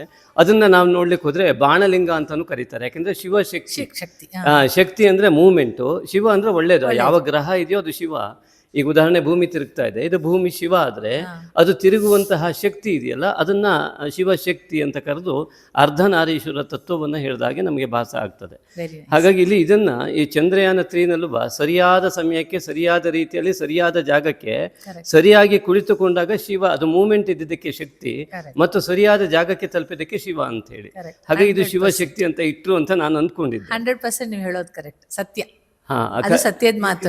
ಉಲ್ಲೇಖ ಕೊಡ್ಬೇಕಂತ ಹೇಳಿದ್ರೆ ನೋಡಿ, ಮೇಡಮ್ ಹೇಳಿದ ಹಾಗೆ ಕೆಲವು ಗ್ರಹಗಳು ಎಷ್ಟು ನಮಗೆ ಹತ್ರ ಬರುತ್ತೆ, ಎಷ್ಟು ದೂರ ಇರುತ್ತೆ, ಮತ್ತೆ ಅದರದ್ದು ವೆಲಾಸಿಟಿ ಏನು, ಮತ್ತೆ ಅದರದ್ದು ಆನ್ ದ ಆಕ್ಸಿಸ್ ಸ್ಪೀಡ್ ಕೂಡ ವೇರಿಯೇಷನ್ ಆಗ್ತಾ ಇರುತ್ತೆ. ಈ ಕಾನ್ಸ್ಟೆಂಟ್ ಸ್ಪೀಡ್ ಅಲ್ಲ. ಇವಾಗ ಭೂಮಿನೂ ಅಷ್ಟೇ, ನಾವು ಹೇಳ್ತೀವಿ, ಅದರಲ್ಲೂ ನಮಗೆ ವೇರಿಯೇಷನ್ಸ್. ಹೌದು. ಯಾಕೆ ಅಂತಂದ್ರೆ ಇದರಲ್ಲಿ ನಮಗೆ ಸಿಗುವ ಆಧಾರ ಏನು ಅಂತ ಕೇಳಿದ್ರೆ, ಉದಾಹರಣೆ ಒಂದು ಗ್ರಹಣದ ಲೆಕ್ಕಾಚಾರ 100 ವರ್ಷದವರೆಗೆ ಹಾಕಿದ್ರೆ ಮತ್ತೆ ಮುಂದೆ ತಪ್ಪಿ ಹೋಗ್ತದೆ. ಆದರೆ ನಮ್ಮ ಬೀಜಗಣಿತದಲ್ಲಿ ಅಂದರೆ ಇದೇನು ಅಲ್ಜಿಬ್ರಾ ಇದೆ, ನಮ್ಮ ಜ್ಯೋತಿಷ್ಯದ ಬೀಜಗಣಿತದಲ್ಲಿ ಪಂಚಾಂಗದಲ್ಲಿ ಏನು ಬರೀತಾರೆ, 1000 ವರ್ಷದವರೆಗೂ ಲೆಕ್ಕಾಚಾರ ಮಾಡ್ತಾರೆ. ಈ ಒಂದು ವ್ಯತ್ಯಾಸವನ್ನು ಅತಿ ನಿಖರವಾಗಿ ಲೆಕ್ಕ ಮಾಡೋ ವ್ಯವಸ್ಥೆ ಜ್ಯೋತಿಷ್ಯ ಶಾಸ್ತ್ರದಲ್ಲಿ ಕೊಟ್ಟಿದ್ದಾರೆ. ಹೌದು ಹೌದು. ಇದು ಸೈಂಟಿಫಿಕ್ ಆಗಿ ನಾನು ಆನ್ಸರ್ ಮಾಡಬೇಕಂದ್ರೆ, ಇವಾಗ ಚಂದ್ರಯಾನ 3 ಲ್ಯಾಂಡ್ ಆಗಬೇಕಾದ್ರೆ ಆ ಟೈಮಲ್ಲಿ ಚಂದ್ರ ಯಾವ ಲೊಕೇಶನ್ ಇದ್ದಾನೆ, ಅವನಿಂದ ಬರ್ತಾ ಇರೋ ಫೋರ್ಸಸ್ ಟುವರ್ಡ್ಸ್ ಅರ್ತ್ ಯಾವ ರೀತಿಯಾಗಿದೆ, ಲೈನ್ಸ್ ಆಫ್ ಫೋರ್ಸ್ ಅಂತ ಹೇಳ್ತೀವಿ. ಮ್ಯಾಗ್ನೆಟಿಕ್ ಲೈನ್ಸ್ ಆಫ್ ಫೋರ್ಸ್, ಮತ್ತು ಜಿಯೋಮ್ಯಾಗ್ನೆಟಿಕ್ ಲೈನ್ಸ್ ಆಫ್ ಫೋರ್ಸ್, ಮತ್ತು ಏನು ಹೇಳ್ತಾರೆ ಗುರುತ್ವಾಕರ್ಷಣ, ಅದರದ್ದು ಲೈನ್ಸ್ ಆಫ್ ಫೋರ್ಸ್ ಹೇಗಿದೆ ಅಂತ ನೋಡ್ತೀವಿ ನಾವು. ನೋಡಿಕೊಂಡು ನಮಗೆ ಯಾವ ಟೈಮಲ್ಲಿ ಅದನ್ನು ಲ್ಯಾಂಡ್ ಮಾಡಿದ್ರೆ ನಮಗೆ ಫೇವರಬಲ್ ಆಗಿ ಒಂದು ಇದು ಸ್ಪಾಟ್ ಸಿಗುತ್ತೆ, ಮತ್ತು ಫೇವರಬಲ್ ಎನರ್ಜಿ ಕಂಡೀಷನ್ಸ್ ಅಂತ ಹೇಳ್ತೀವಿ. ಅದನ್ನು ನೋಡ್ಕೊಂಡೇ ನಾವು ಲ್ಯಾಂಡ್ ಮಾಡಬೇಕು. ಇವಾಗ ಮಾರ್ಸ್ ಆರ್ಬಿಟರ್ ಮಿಷನ್ ನಾವು ಮಾರ್ಸ್ಗೆ ಹೋಗಬೇಕಾದ್ರೆ ಭೂಮಿಗೆ 2014ನಲ್ಲೇ ಅದು ಭೂಮಿಗೆ ಹತ್ತಿರವಾಗಿ ಬರುವಂಥದ್ದು. ಅದಾದಮೇಲೆ 2024 ಇವಾಗಲೇ ಬಂದಿರೋದು. ನಮ್ಗೆ ಆಪರ್ಚುನಿಟಿ ಮಾರ್ಸ್ಗೆ ಹೋಗಬೇಕಾಗಿದ್ದು 2014, ಅದರಿಂದ ನಾವು ಅರ್ಜೆಂಟಾಗಿ ಹೋದ್ವಿ. ಹೋದಾಗ ಅಲ್ಲಿ ಇಂಜೆಕ್ಷನ್ ಮಾಡಬೇಕಾದ್ರೂ ನಾವು ಫೇವರಬಲ್ ಕಂಡೀಷನ್ಸ್ ಅಂತ ಹೇಳ್ತೀವಿ. Favourable conditions of the speed of the earth, speed of our satellite, speed of Mars on the axis and around the sun. ಅದನ್ನು ನೋಡಿಕೊಂಡು ಫೇವರಬಲ್ ಕಂಡೀಷನ್ ಇದ್ದಾಗ ಮಾತ್ರ ನಮಗೆ ಮಿನಿಮಮ್ ಎನರ್ಜಿನಲ್ಲಿ ಎಂಟರ್ ಆಗಬೇಕು. ನಾವು ಇರೋ ಇಂಧನ ಎಲ್ಲ ಖರ್ಚು ಮಾಡೋಕ್ಕಾಗಲ್ಲ. ಅದನ್ನು ನಾವು ಕ್ಯಾಲ್ಕುಲೇಷನ್ ಮಾಡಿ ಸೈಂಟಿಫಿಕ್ ಕ್ಯಾಲ್ಕುಲೇಷನ್ ಮಾಡ್ತೀವಿ. ಅಂದರೆ ಇದೆಲ್ಲ ಫೋರ್ಸಸ್ಸು ಮತ್ತು ಎನರ್ಜಿಗಳು ಮತ್ತು ಜಿಯೋಮ್ಯಾಗ್ನೆಟಿಕಲ್ ಫೋರ್ಸಸ್ಸು ಇದು ಪ್ರಾಕ್ಟಿಕಲಿ ಎಕ್ಸಿಸ್ಟಿಂಗ್. ಅದು ಸೈಂಟಿಫಿಕ್ ಆಗಿಯೇ ನಾವು ಕ್ಯಾಲ್ಕುಲೇಷನ್ಸ್ ಎಲ್ಲ ಮಾಡ್ತೀವಿ. ಅದನ್ನು ನಮ್ಮ ಋಷಿಮುನಿಗಳು ಸನಾತನ ಧರ್ಮದಲ್ಲಿ ಸಾವಿರಾರು ವರ್ಷಗಳ ಹಿಂದೆ, ಈ ಮಹಾಭಾರತ ನಡೆದಿದ್ದು 7,000-8,000 ವರ್ಷಗಳ ಇತಿಹಾಸ ನಾವು ಸೈಂಟಿಫಿಕ್ ಆಗಿ ನೋಡಿದ್ವಿ. ಹಿಸ್ಟೋರಿಯನ್ಸ್ ಹೇಳೋದು ಬಿಡಿ, ಅದಕ್ಕೆ ಪ್ರೂಫ್ಗಳು ನಮ್ಗೆ ಸಿಕ್ಕಿರೋದು 7,000 ವರ್ಷ ಮಿನಿಮಮ್ ಮಹಾಭಾರತ ಆಗಿರ್ಬೋದು ಅಂತ ಹೇಳ್ಬಿಟ್ಟು 5,000 7,000 ಅಂತ. ಹಾಗೆ ನೋಡ್ತಾ ಹೋದರೆ ಆ ರೀತಿಯಾದ ಒಂದು ಸಿಚುವೇಶನ್ ಕ್ರಿಯೇಟ್ ಆಗುತ್ತೆ ಅನ್ನೋದು ಸೈಂಟಿಫಿಕ್ ಆಗಿ ನಾವು ಒಪ್ಕೊಳ್ಬೇಕಾಗುತ್ತೆ. ಓಕೆ, ಏನು ಈ ವಿಷಯ ಏನು ಅಂತಂದರೆ, ಈ ಪಂಚಭೂತಗಳ ಇರುವಂತಹ ದೇಹದಲ್ಲಿ ಪಂಚ ಪ್ರಾಣಗಳು ಸೇರಿ ಒಂದು ಮಹಾಪ್ರಾಣ. ಈ ಮಹಾಪ್ರಾಣ ನಾವು ಬ್ರಾಹ್ಮಣರೆಲ್ಲ ಸಾಮಾನ್ಯ ಊಟ ಮಾಡುವಾಗ ಪ್ರಾಣಾಯಾಮ ಅಥವಾ ದೇವರಿಗೆ ನೈವೇದ್ಯ ಮಾಡುವಾಗ ಯಾವುದೇ ಇದಾದ್ರೂ ಪ್ರಾಣೋಪಾನ ವ್ಯಾನೋದಾನ ಸಮಾನ ಎನ್ನುವ ಪಂಚ ಪ್ರಾಣಗಳ ಹೆಸರನ್ನೇ ಹೇಳ್ತಾರೆ. ಹಾಗಾಗಿ ಈ ನೀರು ಕುಡಿದ್ರೆ ಜೀವ ನಮಗೆ ಬರ್ತದೆ, ಅನ್ನ ತಿಂದರೆ ಜೀವ ಉಳಿತದೆ. ಹಾಗಾಗಿ ಇದರಿಂದನೇ ನಮಗೆ ಅದಕ್ಕೆಲ್ಲ ಜೀವ ಇದೆ ಅನ್ನುವಂತಹ ಸ್ವಾಭಾವಿಕ ಅನುಭವಕ್ಕೆ ಬರ್ತಕ್ಕಂಥ ವಿಚಾರ. ಹಾಗಾಗಿ ಪಂಚಭೂತಾತ್ಮಕವಾದ ಶರೀರದಲ್ಲಿ ಪಂಚ ಪ್ರಾಣಗಳಿರುವಂಥ ದೇಹದಲ್ಲಿ ನವಗ್ರಹಗಳ ತತ್ವಗಳು ಇದಾವೆ ಎನ್ನುವುದಾಗಿ ಜ್ಯೋತಿಷ್ಯ ಹೇಳುತ್ತೆ. ಉದಾಹರಣೆ ಶುಕ್ರ ಚಂದ್ರ ಜಲಕಾರಕರು, ಮತ್ತು ರವಿ ಮತ್ತು ಕುಜ ಆ ಉಷ್ಣ ತತ್ವಕ್ಕೂ ನರ ಮತ್ತು ರಕ್ತಕ್ಕೂ ಕಾರಕ. ಶನೇಶ್ವರ ಅದಕ್ಕೆ ಕಬ್ಬಿಣದ ಅಂಶವನ್ನು ದೇಹದಲ್ಲಿ, ಮತ್ತು ರಾಹು ಕ್ಯಾಲ್ಸಿಯಂ ಅಂಶವನ್ನು. ಈ ರೀತಿಯಾಗಿ ನೋಡಿ, ಮನಸ್ಸು ಚಂದ್ರ ಮಾತೃಕಾರಕ, ಮನಃಕಾರಕ. ಹಾಗೆಯೇ ಬುದ್ಧ ಬುದ್ಧಿಕಾರಕನಾಗಿಯೂ, ಶುಕ್ರ ಪಂಚೇಂದ್ರಿಯ ಕಾರಕನಾಗಿಯೂ, ಪಂಚ ಕೋಣವನ್ನು ಸ್ಥಾಪನೆ ಮಾಡುವಾಗ ಮಾಡ್ತಾರೆ ಹೌದು. ಈ ಒಂದು ನವಗ್ರಹ ಸ್ಥಾಪನೆಯಲ್ಲಿ. ಅದೇ ರೀತಿಯಾಗಿ ಗುರುವನ್ನು ಉತ್ತರ ದಿಕ್ಕಿನಲ್ಲಿ ದೀರ್ಘ ಚತುರಸ್ರದಲ್ಲಿ ಅದನ್ನು ಸ್ಥಾಪನೆ ಅಲ್ಲಿ ಚಿಹ್ನೆಯನ್ನು ಕೊಟ್ಟು ಯಾವುದು ಕನಕವರ್ಣವನ್ನು ಸಂಸ್ಕಾರ ಮತ್ತು ಜ್ಞಾನವನ್ನು ಗುರು ಹೇಳ್ತಾನೆ. ಯಾರ ಜಾತಕದಲ್ಲಿ ಗುರು ಚೆನ್ನಾಗಿಲ್ಲವೋ ಅವರಿಗೆ ಆ ಹಿಂದಿನ ಜನ್ಮದ ಪುಣ್ಯಾಂಶದ ಕೊರತೆಯಿಂದ ಈ ಜನ್ಮದಲ್ಲಿ ಮಾಡದ ಯಾವುದೇ ಫಲಗಳು ಪೂರ್ತಿ ಸಿಗೋದೇ ಇಲ್ಲ. ಹಾಗಾಗಿ ಗುರು ಆರಾಧನೆ ತುಂಬ ಮುಖ್ಯ ಆಗುತ್ತೆ. ಹಾಗಾಗಿ ಗುರುವಾರ ದಿವಸ ನಮ್ಮ ಮನೆಗೆ ನೀವು ಬಂದಿದ್ದೀರಾ, ಹಾಗಾಗಿ ನನಗೆ ಗುರುವಿನ ನೆನಪಾಯಿತು. ಹಾಗಾಗಿ ಇಲ್ಲಿ ಈ ಗುರು ಅನ್ನೋದು ನೋಡಿ, ಚಂದ್ರ ಮಾತೃಕಾರಕನಿಗೆ ಒಂದು ತಾಯಿಯಾದವಳು ಬಿಳಿಯ ಬಣ್ಣ ಕೊಟ್ಟಿದ್ದಾರೆ, ವಾತ್ಸಲ್ಯ ಪ್ರೀತಿ ಎಲ್ಲ. ಅಗ್ನಿ ಮೂಲೆಯಲ್ಲಿ ಚಂದ್ರನ ಸ್ಥಾಪನೆ ಆಗುತ್ತೆ, ಜಲಕಾರಕ ಅಗ್ನಿ. ಯಾಕೆಂದರೆ ಜಲಕಾರಕ ಎಷ್ಟೊಂದು ನಿಖರ ಅಂತಂದರೆ, ಈ ಸೈಂಟಿಫಿಕ್ ಆಗಿರೋ ಮಷಿನ್ನಲ್ಲಿ ಹಿಡ್ಕೊಂಡು ಅಲ್ಲಿ ಬರೋ ಫೋಟೋ ನೋಡಿಕೊಂಡು ಬೋರ್ವೆಲ್ ತೆಗೆದ್ರೂ ಕೂಡ ನೀರು ಬರದೇ ಇರೋ ಸಾಧ್ಯತೆಗಳಿರ್ತದೆ. ಆದರೆ ಜ್ಯೋತಿಷ್ಯದ ಮೂಲಕ ನಿಖರವಾಗಿ ಎಲ್ಲೋ ಕುಳಿತು ನಾವು ಇಲ್ಲಿಂದ ಆ ಜಾಗದಲ್ಲಿ ನೀರು ಬರ್ತದೆ ಇಲ್ಲ ಅಂತ ನಾವು ನಂಬರ್ ಕೇಳಿಬಿಟ್ಟು ಅದನ್ನು ಹಿಡಿದು ಎಲ್ಲೂ ಕೂಡ ಫೇಲ್ಯೂರ್ ಇವತ್ತಿನವರೆಗೆ ಆಗಿಲ್ಲ. ಇಷ್ಟು ಇದರೊಳಗೆ ಬರ್ತದೆ. ಆ ಚಂದ್ರನ ಜಲಕಾರಕತ್ವ ಕರ್ಕಾಟಕ ರಾಶಿಯ ಅಧಿಪತಿಯಾಗಿ ಅದು ಅತ್ಯಂತ ನಿಖರವಾಗಿ ಇವತ್ತಿನವರೆಗೆ ನಮ್ಗೆ ಗೋಚರ ಆಗಿದೆ. ಹಾಗಾಗಿ ಇಲ್ಲಿ ಏನು ಆ ಮಾತೃಕಾರಕನಾದಂತಹ ಚಂದ್ರ ಬಿಳಿಯ ಬಣ್ಣದ ಜೊತೆಗೆ ಚೌಕ, ಅವನ ಮಗುವಿಗೆ ಸಂಸ್ಕಾರ ಕೊಟ್ಟು ಅವನನ್ನು ಒಂದು ಪರಿಧಿಗೆ ಒಳಪಡಿಸ್ತಾರೆ. ಒಂದು ಚೌಕದ ಒಂದು ಪರಿಧಿ ಆಗತ್ತೆ. ಮನಸ್ಸಿಗೊಂದು ಅವನ ವ್ಯಕ್ತಿತ್ವ ನಿರೂಪಣೆ ತಾಯಿಯಿಂದನೇ ಆಗೋದು. ಆ ಮಗುವಿಗೆ ಸಿಗುವ ಸಂಸ್ಕಾರದ ಮೂಲಕವಾಗಿ ಆ ವ್ಯಕ್ತಿತ್ವ ನಿರೂಪಣೆ ತಾಯಿಯ ಮೂಲಕ ಉಂಟಾಗ್ತದೆ ಒಂದು ಮಗುವಿಗೆ. ಅನಂತರದಲ್ಲಿ ಅದು ವಿಶಾಲವಾದ ಮನೋಭಾವನೆ ಆದ ದೀರ್ಘ ಚತುರಸ್ರ, ಅದೇ ಗುರು. ಹಾಗಾಗಿ ತಾಯಿಯೂ ಗುರುಸ್ಥಾನದಲ್ಲಿ ನಿಲ್ತಾಳೆ, ತಂದೆನೂ ಗುರುಸ್ಥಾನದಲ್ಲಿ ನಿಲ್ತಾನೆ. ಹಾಗೆಯೇ ಈ ಗುರುವಿನ ಇದನ್ನು ಉತ್ತರ ದಿಕ್ಕಿನಲ್ಲಿ, ಈ ದಿಕ್ಕನ್ನು ಈ ವಿಜ್ಞಾನ ಯಾವ ರೀತಿಯಲ್ಲಿ ಕನ್ಸಿಡರ್ ಮಾಡುತ್ತೆ, ನನ್ನ ಯೋಚನೆ ಬೇರೆ ಇದೆ. ಹಾಗಾಗಿ ನಿಮ್ಮ ಹತ್ರ ಕೇಳ್ತಾ ಇದ್ದೀನಿ, ಈ ದಿಕ್ಕನ್ನು ನಿರ್ಣಯ ಮಾಡಿದ್ದು ಹೇಗೆ? ನೋಡಿ, ಇವಾಗ ಬೋರ್ವೆಲ್ ಬಗ್ಗೆ ಹೇಳಬೇಕಾದ್ರೆ ನಾವು ಒಂದು 5,000-6,000 ವರ್ಷ ಹಿಂದೆ, ಇಲ್ಲಾಂದರೆ ರಾಮಾಯಣ ಟೈಮ್ಗೆ ಹೋದ್ರೂ ಅಲ್ಲಿ ಒಂದು ಉಲ್ಲೇಖ ಬರುತ್ತೆ. ರಾಮಾಯಣದಲ್ಲಿ ಶ್ರೀಲಂಕಾಗೆ ಹೋಗ್ಬೇಕಾದ್ರೆ, ಸಮುದ್ರದಲ್ಲಿ ಹೋಗ್ಬೇಕಾದ್ರೆ, ಇವತ್ತು ಕೂಡ ರಾಮೇಶ್ವರಮಲ್ಲಿದೆ. ಅಲ್ಲಿ ಸೇನೆಗಳು, ಕಪಿ ಸೇನೆಗಳಿಗೆ ಬಾಯಾರಿಕೆ ಆಗುತ್ತೆ. ಆವಾಗ ಶ್ರೀರಾಮಚಂದ್ರ ಸಂಜೆ ಆಗ್ಬಿಟ್ಟಿರುತ್ತೆ, ಅವನು ಪ್ರಾರ್ಥನೆ ಮಾಡಿ ಒಂದು ಬಾಣನ ಕೆಳಗಡೆ ಬಿಡ್ತಾನೆ, ನೀರು ಬರುತ್ತೆ ಅಂತ, ನೀರು ಬರ್ತದೆ ಅಂತ ಹೇಳ್ತಾನೆ. ಇವತ್ತು ಕೂಡ ನೀವು ನೋಡ್ಬೋದು, ಹೌದು, ಎಲ್ಲ ಕಡೆನೂ ಸಾಲ್ಟ್ ವಾಟರ್, ಇಲ್ಲಿ ಮಾತ್ರ ಸ್ವೀಟ್ ನೀರು. ಅವನಿಗೆ ಹೆಂಗೆ ಗೊತ್ತಾಯ್ತು? ಶ್ರೀರಾಮಚಂದ್ರನಿಗೆ ಹೇಗೆ ಗೊತ್ತಾಯ್ತು? ಇದು ಅಂದರೆ ಆ ಜ್ಞಾನ ಇದೆ, ಆ ಸೆನ್ಸಿಟಿವಿಟಿ ಅಂತ ಹೇಳಬೇಕು. ಇದನ್ನು ನಾನು ಭಾಳ ಸ್ಟ್ರೆಸ್ ಮಾಡಿ ಹೇಳೋಕ್ಕೆ ಇಷ್ಟಪಡ್ತೀನಿ. ನಾವು ಆ ಸೆನ್ಸಿಟಿವಿಟಿ ಕಳ್ಕೊಂಡ್ಬಿಟ್ಟಿದ್ದೀವಿ. ಈಗೇನಂತಂದರೆ, ಇವಾಗ ಈ ದೇಹದಲ್ಲಿ ಈ DNA ಯಾವ ರೀತಿ ಚೇಂಜ್ ಆಗ್ತಾ ಹೋಗುತ್ತೆ, ನೀವು ಯಾವ್ದು ಯೂಸ್ ಮಾಡಲ್ವೋ ಅದನ್ನ ಡಿಲೀಟ್ ಮಾಡ್ತಾ ಹೋಗುತ್ತೆ DNA. ಇವಾಗ ಹಲ್ಲು, ಮೊದಲು ಈಗ ನಮ್ಮ ಪೂರ್ವಿಕರಿಗೆ ಹಲ್ಲು ಎಷ್ಟಿತ್ತು? 32 ಮಿನಿಮಮ್. ಇವಾಗ ಎಷ್ಟಿದೆ? ಕಡಿಮೆ ಆಗ್ತಾ ಬಂದಿದೆ. ಆ ಕೋರೆ ಹಲ್ಲುಗಳೆಲ್ಲ, ಇವಾಗ ನಾವು ಕಬ್ಬು ಕಡಿತಾ ಇದ್ವಿ, ಕೋರೆಯಲ್ಲೆಲ್ಲ ಬೇಕಿತ್ತು, ಇವಾಗ ಯಾರು ಕಡಿಯಲ್ಲ, ಹೋಗ್ತಾ ಹೋಗ್ತಾ ಕಡಿಮೆ ಆಗ್ತಾ ಹೋಗುತ್ತೆ. ಅದೇ ರೀತಿ ಇವಾಗ ಮುಖದಲ್ಲಿ ಇವಾಗ ಕೂದಲಾಗಿರ್ಬೋದು, ಬಾಕಿ ಬೇರೆ ಶಕ್ತಿಗಳಾಗಿರ್ಬೋದು, DNA ಚೇಂಜಸ್ ಆಗ್ತಾ ಹೋಗುತ್ತೆ. ಯಾವುದು ಬೇಡವೋ ಅದನ್ನು ಡಿಲೀಟ್ ಮಾಡ್ತಾ ಹೋಗುತ್ತೆ. ಅದೇ ರೀತಿಯಾಗಿ ನನಗನ್ಸುತ್ತೆ, ನಮಗೆ ಆ ಜ್ಞಾನಗಳು, ಆ ಒಂದು ಏನು ಸೆನ್ಸಿಟಿವಿಟಿ ಇತ್ತು, ಅಷ್ಟು ಸೂಕ್ಷ್ಮತೆ ನಾವು ಕಳ್ಕೊಂಡಿದ್ದೀವಿ. ಇದು ಸತ್ಯ.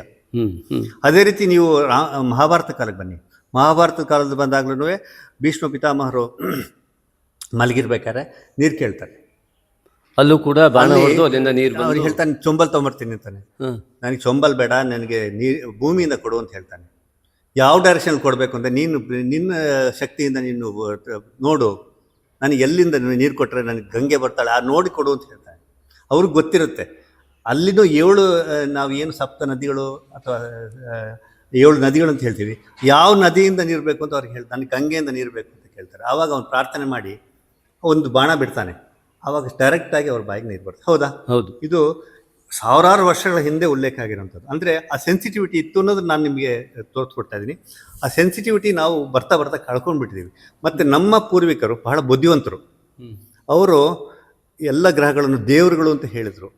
ಯಾಕೆಂದರೆ ಆ ಒಂದು ಭಕ್ತಿ ಇರುತ್ತೆ, ಆ ಒಂದು ಪೂಜ್ಯ ಭಾವನೆ ಬರುತ್ತೆ. ಯಾಕೆ ಇವಾಗ ತಂದೆ ತಾಯಿ ಅಂದರೆ ಒಂದು ಪೂಜ್ಯ ಭಾವನೆ ಬರುತ್ತೆ, ದೇವರು ಅಂದರೆ ಪೂಜ್ಯ ಭಾವನೆ ಬರುತ್ತೆ ಅನ್ನೋ ಒಂದು ರೀತಿಯಲ್ಲಿ ಅವರು ಆ್ಯಕ್ಚುಲಾಗಿ ಅವ್ರು ಭಾಳ ಡೀಪ್ ಸೈಂಟಿಸ್ಟ್ ಅವರು. ನಾನು ಅದನ್ನ ಋಷಿ ವಿಜ್ಞಾನಿಗಳು ಅಂತ, ಋಷಿ ವಿಜ್ಞಾನಿಗಳವರು. ಅವ್ರುಗಳಿಗೆ ಭಾಳ ಇದು ವಿಜ್ಞಾನದ ಬಗ್ಗೆ ಭಾಳ ಡೆಪ್ತ್ ಆಗಿ, ಅದ್ರ ಬಗ್ಗೆ ನಾವು ಬೇರೆ ಇನ್ನೊಂದು ಸರಿ ಡಿಸ್ಕಸ್ ಮಾಡೋಣ. ಅವ್ರು ಯಾವ ರೀತಿಯಾದ ವಿಜ್ಞಾನಿಗಳು, ಆದರೆ ವಿಜ್ಞಾನಿಗಳು ನಾವು ಒಪ್ಕೊಳ್ಬೇಕಾಗತ್ತೆ, ಭಾಳ ನಿಖರವಾಗಿ ಒಪ್ಕೊಳ್ಬೇಕಾಗತ್ತೆ. ಯಾರೇ ಸೈಂಟಿಸ್ಟ್ ಆದ್ರೂ ಒಪ್ಕೊಳ್ಬೇಕಾಗುತ್ತೆ. ಯಾಕಂದರೆ ಅವರು ಬರೆದಂಥ ಗ್ರಂಥಗಳು, ಅವರು ಮಾಡಿದಂಥ ನೋಟ್ಸ್ಗಳು, ಅವ್ರು ಮಾಡಿದಂಥ ಅಬ್ಸರ್ವೇಷನ್ಗಳು, ಈಗ ಬರಿಗಣ್ಣಿಂದ ಕಾಣದ ಗುರು ಗ್ರಹ, ಅದರ ಸುತ್ತ ಮೂನ್, ಅದನ್ನೆಲ್ಲ ಅನೇಕ ಶಿಷ್ಯ ಸಂಭೂತ. ಅವ್ರು ಹೇಳಿದ್ರು ಸ್ಯಾಟರ್ನ್ ಬಗ್ಗೆ ರಿಂಗ್ ಇದೆ ಅಂತ ಹೇಳಿದ್ರು. ಹೆಂಗ್ ಗೊತ್ತಾಯ್ತು ಅವ್ರಿಗೆ? ಇವಾಗ ನಾವು ಹೇಳ್ತಾ ಇದೀವಿ ರಿಂಗ್ ಇದೆ, ಇನ್ನೂ ರಿಂಗ್ ಫಾರ್ಮ್ ಆಗಿ, ಅವ್ರು ಹೇಳ್ತಾ ಇದ್ರು 4 ಅಲ್ಲ, ರಿಂಗ್ಗಳು ಕಂಟಿನ್ಯೂಸ್ ಆಗಿ ಇಷ್ಟು ರಿಂಗ್ ಇದೆ, ಇನ್ನೂ ಬೇಕಾದಷ್ಟು ರಿಂಗ್ಗಳು ಆಗ್ತಾ ಇದೆ ಅಂತ ಹೇಳಿದ್ರು. ನಾವು ಇವಾಗ ಸೈಂಟಿಸ್ಟ್ ಹೇಳ್ತಾ ಇದೀವಿ, ನಾವು ನೋಡಿದಾಗ 10 years ಬ್ಯಾಕ್ ನೋಡಿದಾಗ 8 ರಿಂಗ್ ಇತ್ತು, ಇವಾಗ 12 ರಿಂಗ್ ಆಗಿದೆ ಅಂತ ನಾವು ಹೇಳ್ತಾ ಇದೀವಿ. ಇದು ಹೇಗೆ ಅವರು ನೋಟ್ ಮಾಡಿದ್ರು ಅಂದರೆ ಅವರು ಅಷ್ಟು ಡೀಪ್ ನಾಲೆಡ್ಜ್ ಇತ್ತು ಅವರಿಗೆ. ಆ ಒಂದು ಕ್ಯಾಲ್ಕುಲೇಷನ್ ಆಗಲಿ, ಮ್ಯಾಥಮೆಟಿಕಲ್ ಕ್ಯಾಲ್ಕುಲೇಷನ್, ಫಿಸಿಕಲ್ ಕ್ಯಾಲ್ಕುಲೇಷನ್ ಮತ್ತು ಅಸ್ಟ್ರಾನಮಿಕಲ್ ಕ್ಯಾಲ್ಕುಲೇಷನ್, ನಿಮ್ಮ ಟ್ರಿಗ್ನೋಮೆಟ್ರಿ ಕಂಪ್ಲೀಟಾಗಿ ಅವ್ರು ಥರವಾಗಿದ್ರು. ಅಷ್ಟು ನನ್ನ ಅನಿಸಿಕೆ ಪ್ರಕಾರ ಈಗಿನ ವಿಜ್ಞಾನ ಕಣ್ಣು ಬಿಟ್ಟುಕೊಂಡು ನೋಡ್ತಾ ಇದೆ, ಆಗ ಅವರು ಕಣ್ಣು ಮುಚ್ಚಿಕೊಂಡು ಒಳಗಡೆ ಬ್ರಹ್ಮಾಂಡವನ್ನು ಗ್ರಹಿಸ್ತಾರೆ. ನೋಡಿ, ನಾವು ಸೈಂಟಿಸ್ಟ್ ಆಗಿ ನಾವು ಬಹಳ ಒಂದು ಒಪ್ಕೊಳ್ತೀವಿ. ನಾನು ಫಸ್ಟೇ ಹೇಳಿದೆ, ನಾನೊಂದು ಔಟ್ಸ್ಟ್ಯಾಂಡಿಂಗ್ ಸೈಂಟಿಸ್ಟ್, ಭಾಳ ಹೆಮ್ಮೆಯಾದ ಸೈಂಟಿಸ್ಟ್. ನಾನು ಏನು ಮಾಡಬೇಕಾದ್ರೂ ಟೆಸ್ಟ್ ಮಾಡಿನೇ ಮಾಡೋದು. 99.9% ನನ್ನ ಎಫರ್ಟ್, ನನ್ನ ಕೈಯಿಂದ ಮಾಡಬೇಕು, ನನ್ನ ಜೊತೆಲಿರೋ ಮಾಡಬೇಕು, ಅದು ಪ್ರೂಫ್ ಮಾಡಿದರೆ ನಾನು ಸ್ಯಾಟಲೈಟ್ ಕಳಿಸೋದು. 99.9% ನಾನು ಒಪ್ಕೊಳ್ತೀನಿ, ನಾನು ಸೈಂಟಿಸ್ಟ್. ನಾನು ಯಾವುದೇ ಪ್ರೂಫ್ ಇಲ್ಲದೆ ಇರೋಂಥದ್ದು, ಯಾವುದೇ ಗೊತ್ತಿಲ್ಲದೆ ಇರೋಂಥದ್ದು, ಊಹೆನಲ್ಲಿರೋಂಥದ್ದು ನಾನು ಮಾಡೋಂಥ ಕೆಲಸ ನಾನು ಮಾಡಲ್ಲ. ಆದರೆ ಒಂದು ನಮಗೆ ಭಾಳ ನಿಖರವಾದಂಥ ಒಂದು ನಂಬಿಕೆ ನಮಗೇನಂದರೆ 99.9% ನಮ್ಮ ಶಕ್ತಿ ಮೀರಿ ಕೆಲಸ ಮಾಡಿ ನಾವೊಂದು ತಯಾರು ಮಾಡಿದ್ವಿ. ಆಮೇಲೆ ನಾವು ಕೇಳ್ಕೊಳ್ತೀವಿ, ನಮಗೇನು ಗೊತ್ತಿಲ್ವೋ ಅದು ನನಗೆ ಕಾಣಿಸ್ಕೊಡು, ನಮ್ಗೆ ಸಹಾಯ ಮಾಡು, ನಾವು ಏನಾದ್ರು ತಪ್ಪು ಮಾಡಿದ್ರೆ ಕ್ಷಮಿಸ್ಬಿಡು, ಇದು ನಾವು ಕೇಳ್ಕೊಳ್ತೀವಿ. ಇದು ಪ್ರಾಕ್ಟಿಕಲಿ ನಡೆಯುತ್ತದೆ. ಇದು ಒಂದು ಸೈಂಟಿಸ್ಟ್ ಅಂದರೆ ಎಲ್ಲಿ ಸೈನ್ಸ್ ಎಂಡ್ ಆಗುತ್ತೋ ಅಲ್ಲಿ ಸ್ಪಿರಿಚುಲಿಟಿ ಸ್ಟಾರ್ಟ್ ಆಗುತ್ತೆ ಅಂತ ನಾವು ಹೇಳೋದು, ನಾವು ಒಪ್ಕೊಳ್ತೀವಿ. ಅದು it's on the same page, ಇನ್ನೊಂದು ಪೇಜ್ ಕೂಡ ಅಲ್ಲ, ಇನ್ನೊಂದು ಮುಖನೂ ಅಲ್ಲ, ಅದೇ ಪೇಜಲ್ಲಿ ಇರುತ್ತೆ ಅಂತ ನನ್ನ ಭಾಳ ದೃಢವಾದ ಒಂದು ಫೀಲಿಂಗ್. ಯಾಕೆಂದರೆ 100 ರಾಕೆಟ್ಗೆ ಮೇಲೆ ನಾವು ಆ ಕಂಟ್ರೋಲ್ ಪ್ಯಾನಲ್ ಕೂತಿರ್ಬೇಕಾದ್ರೆ ಆ ನಮ್ಮ ಫೀಲಿಂಗು, ಆ ಒಂದು ಟೆನ್ಷನ್, ಆ ಟೈಮಲ್ಲಿ ಎಷ್ಟೇ ನಾವು ಕಷ್ಟಪಟ್ಟು ಎಷ್ಟೇ ಮಾಡಿದ್ರೂ ಯಾವುದೋ ಒಂದು ಶಕ್ತಿ ನಮಗೆ ಒಂದು ಸಹಾಯ ಮಾಡುವಂಥ ಒಂದು ನಂಬಿಕೆ ನಾವು ಇಟ್ಕೊಳ್ತೀವಿ ಅನ್ನೋದು ನನ್ನ ಒಂದು ದೃಢವಾದ. ಹೌದು, ಆತ್ಮವಿಶ್ವಾಸಕ್ಕೆ ಅದೇ ಬೇಕಾಗತ್ತೆ ಅಂತ. ಒಳಗಡೆ ಆಗಿರುವ ಆತ್ಮ ಸಂಪೂರ್ಣವಾಗಿ ಒಪ್ಪಿಗೆ ಕೊಂಡಾಗ ಇದು ದೈವ ಒಪ್ಪಿಗೆ ಆಗುತ್ತೆ. ದೈವ ಬೇರೆ ಮನುಷ್ಯರ ನಂಬಿಕೆನ ಯಾವುದೋ ಒಂದು ಶಕ್ತಿನ ನಂಬಿದ್ರೆ ಇದು ಪ್ರಾಕ್ಟಿಕಲ್ ಆಗಿ ನಡೆಯುವಂಥದ್ದು ಕೂಡ. ನಾವು ತುಂಬ ಎಲ್ಲ ಆಗೋಯ್ತು, ಬಿಟ್ಟು ಇನ್ನಾಯ್ತು, ಇನ್ನೇನು ಮಾಡೋಕ್ಕೆ ಆಗಲ್ಲ, ಆಯ್ತು, ನಮ್ಮ ಕೈ ಬಿಟ್ಟು ಹೋಯ್ತು, ಆ ಸಮಯದಲ್ಲಿ ಸರಿ ಕೂಡ ಆ ಟೈಮಲ್ಲಿ ನಮ್ಗೆ ಏನೋ ಒಂದು ಫ್ಲಾಶ್ ಆಗುವಂಥದ್ದು, ಏನೋ ಒಂದು ನಮಗೆ ಇನ್ಫಾರ್ಮೇಶನ್ ಸಿಗುವಂಥದ್ದು, ಯಾವುದೇ ಒಂದು ಟ್ರಾನ್ಸಿಷನಲ್ ಥಿಂಕಿಂಗ್ ಅಂತ ಹೇಳ್ತೀವಿ. ಕೆಲವು ಟೈಮ್ ಹಂಗೆ ಆಗುತ್ತೆ. ಆ ಟ್ರಾನ್ಸಿಷನಲ್ ಥಿಂಕಿಂಗಲ್ಲಿ ಏನೋ ಬೇರೆ ಥರ ಕ್ಯಾಲ್ಕುಲೇಷನ್ ಆಗಿ ಅದು ನಾವು ರಿಕವರ್ ಮಾಡೋಂಥದ್ದು ಅಂಥ ಸಿಚುವೇಶನ್ ಬೇಕಾದಷ್ಟಿದೆ. ಅದನ್ನು ಹೀಗೆ ಅಂತ ನಾವು ಎಕ್ಸ್ಪ್ಲೇನ್ ಮಾಡಲಿಕ್ಕಾಗಲ್ಲ. ಆದರೆ ಆ ಥರ ಒಂದು ಏನು ಮಿರಾಕಲ್ಸ್ ಅಂತ ಹೇಳ್ತೀವಿ, ಮಿರಾಕಲ್ಸ್ ಬೇಕಾದಷ್ಟು ನಡೆಯುತ್ತೆ. ಇನ್ನೊಂದು ಏನಂತ ಹೇಳಿದ್ರೆ, ಇವಾಗ ನಮ್ಮ ತುಂಬ ಡೀಪಾಗಿ ಇದನ್ನು ಅಧ್ಯಯನ ಮಾಡಿರೋಂಥ ಸೈಂಟಿಸ್ಟ್ಗಳು, ನಾವು ಏನು ಅನಿಸುತ್ತೆ ಅಂತಂದರೆ, ನಮ್ಮ ಏನು ಋಷಿಮುನಿಗಳೆಲ್ಲ ಮಾಡಿದ್ರು, ವೇದಗಳು, ಶಾಸ್ತ್ರಗಳು, ಅದನ್ನು ನಾವು ರೀಪ್ಯಾಕಿಂಗ್ ಮಾಡ್ತಾ ಇದ್ದೀವಾ, ರೀಡಿಸ್ಕವರ್ ಮಾಡ್ತಾ ಇದ್ದೀವಾ ಅಂತ ಕೆಲವು ಟೈಮ್ ನಮ್ಗೆ ಅನಿಸುತ್ತೆ. ಯಾಕಂದರೆ ಇವಾಗ ವೈಮಾನಿಕ ಶಾಸ್ತ್ರ, ಭಾರದ್ವಾಜ ವೈಮಾನಿಕ ಶಾಸ್ತ್ರ ಆಗಲಿ, ಇಲ್ಲ ನಮ್ಮ ಋಷಿಮುನಿಗಳು ಬರೆದಂಥ ಆ ಹಿಸ್ಟ್ರಿ ಅಂತ ಹೇಳಬೇಕು, ಅದನ್ನು ಎಪಿಕ್ ಅಂತ ನಾವು ಹೇಳಬಾರ್ದು. ಈ ಹಿಸ್ಟ್ರಿ ಅಂತ ನೋಡಿದ್ರೆ ಅವರು ಹಾರಾಡ್ತಾ ಇದ್ದಿದ್ದು, ಮತ್ತು ಬ್ರಹ್ಮಾಸ್ತ್ರಗಳು. ಈ ಬ್ರಹ್ಮಾಸ್ತ್ರ ಎಷ್ಟು ಆಶ್ಚರ್ಯ ಇದೆ ಅಂದರೆ, ಈ ಬ್ರಹ್ಮ ಅಂತ ಹೇಳೋದು ಈಗ ಅಣು ಇದೆಯಲ್ಲ, ಹೌದು, ಅದೇ ನಾನು ಹೇಳ್ತೇನೆ, ಎಲೆಕ್ಟ್ರಾನ್, ಪ್ರೋಟಾನ್, ನ್ಯೂಟ್ರಾನ್ ಅಲ್ಲೇ ಬ್ರಹ್ಮ, ಮತ್ತು ಅದೇ ಅಸ್ತ್ರವಾಗಿ ಬಳಸುವಂಥದ್ದು. ಈಗ ಯಾಕೆಂದ್ರೆ ಅಲ್ಲಿ ಒಂದ್ಸರಿ ಉತ್ತರೆಯ ಗರ್ಭಕ್ಕೆ ಬಿಡ್ಲಿಕ್ಕೆ ಹೊರಟಂತಹ ಅಶ್ವತ್ಥಾಮನ ಬ್ರಹ್ಮಾಸ್ತ್ರವನ್ನ ವ್ಯಾಸ ಮತ್ತು ನಾರದರು ತಡೀತಾರೆ. ಆ ಸಂದರ್ಭದಲ್ಲಿ ಇವರು ಸುದರ್ಶನ ಚಕ್ರವನ್ನು ಬಿಟ್ಟು ಕೃಷ್ಣ ಅದನ್ನು ತಡಿತಾನೆ. ಸುದರ್ಶನ ಚಕ್ರದಿಂದ ಬ್ರಹ್ಮಾಸ್ತ್ರ. ಆವಾಗ ವ್ಯಾಸ ಮಹಾಮುನಿಗಳು ಅಶ್ವತ್ಥಾಮನಿಗೆ ಒಂದು ಇದನ್ನ ಹೇಳ್ತಾರೆ, ಲಕ್ಷಣವನ್ನು ಹೇಳ್ತಾರೆ, ಇನ್ನು ಬಿಟ್ಟರೆ ಏನೇನಾಗ್ತದೆ ನಿನ್ನ ಬ್ರಹ್ಮಾಸ್ತ್ರ ಅಂತ. ಇವತ್ತು ಅಣುಬಾಂಬ್ ಬಿಟ್ಟರೆ ಏನೇನಾಗ್ತದೆಯೋ ಅದೇ ಲಕ್ಷಣವನ್ನ ಅಲ್ಲಿ ಬ್ರಹ್ಮಾಸ್ತ್ರ ಬಿಟ್ಟಾಗ ಹೇಳ್ತಾರೆ. ಹಾಗಾಗಿ ಇದು ಅದನ್ನ ಹೇಳುವಂಥದ್ದು. ಅವರು ಬಾಣದ ಮೂಲಕ ಬಿಡುವಂಥ ವ್ಯವಸ್ಥೆ ಆಗ ಎಲ್ಲರಿಗೂ ವಿದ್ಯೆಯನ್ನು ಕೊಡ್ತಿರ್ಲಿಲ್ಲ. ಅಶ್ವತ್ಥಾಮನಿಗೆ ತಪ್ಪಾಗಿ ಕೊಟ್ಟಿದ್ರು. ಯಾಕೆಂದ್ರೆ ಹೇಗಿದೆ ಅಂತಂದ್ರೆ, ಅರ್ಜುನ ನಿಜವಾಗಿ ಶಿಷ್ಯನಾಗಿ ಅವನು ಜಗತ್ತಿನ ಸದುಪಯೋಗಕ್ಕೆ ಬಳಸುವಂಥವನಾಗಿದ್ದ. ಅಶ್ವತ್ಥಾಮ ತನ್ನ ಸ್ವಾರ್ಥಕ್ಕೆ ಬಳಸಿ ಈಗಿನ ಒಂದು ಉಗ್ರರ ರೀತಿಯಲ್ಲಿ ಆಗ್ತದೆ.